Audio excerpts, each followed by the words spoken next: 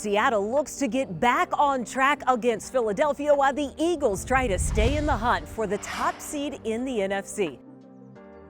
Hello 12s, I'm Jen Mueller with a preview of Monday night's game against Philadelphia, a team that has run into a little bit of a speed bump lately. There is so much at stake from this point forward. There's so much with 5 other teams that are vying for this spot. It's a run to the finish and see who wins the race, and it's exciting.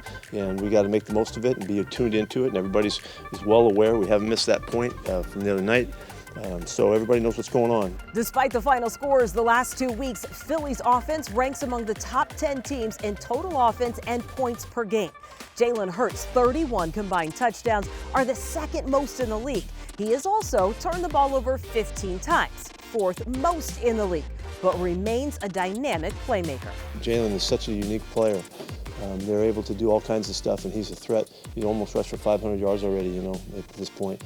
So he's a threat back there. He's a terrific scrambler. He's got accuracy, completing almost 67% of his passes at this point late in the season. He's doing, he does a lot of stuff. Hurts' favorite target, A.J. Brown, is second in the league in receiving yards, averaging just under 97 yards a game. He's a monster of a player. He's such a adept catcher. He's got a great catching range, and hand-eye stuff is just as good as you can get.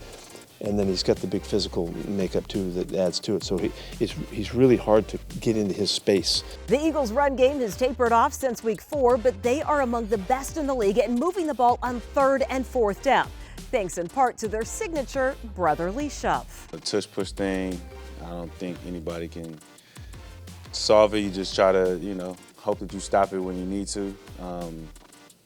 They've been really successful in that, but I think the biggest thing for defenses is to not let them get to that 3rd and 1 or 4th and 1 or get to the goal line that allows them to do that. 3rd down is a strength of the Eagles' offense, but a concern for their defense that's allowing opponents to convert at a league-high 48%. They're also allowing quarterbacks to complete 64% of their passes and 259 passing yards allowed per game. That's the 5th most in the league.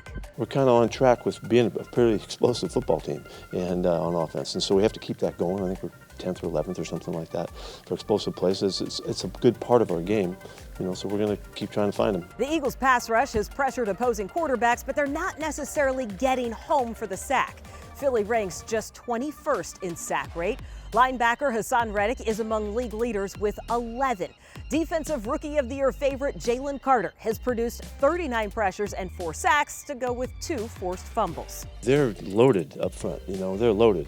Reddick is a fantastic edge rusher as a Sweat, and then they've got the monsters up inside that are so physical and tough and quick getting off the rock and all that. They just cause all of the problems that a front can cause. Well, history in this matchup favors the Seahawks. Seattle has won the last 6 games against Philadelphia going back to 2011. And then there's this number. The Eagles have trailed by double digits in 5 of their last 6 games. Monday night's game is broadcast on ESPN and the Seahawks radio network. Kickoff is 5:15.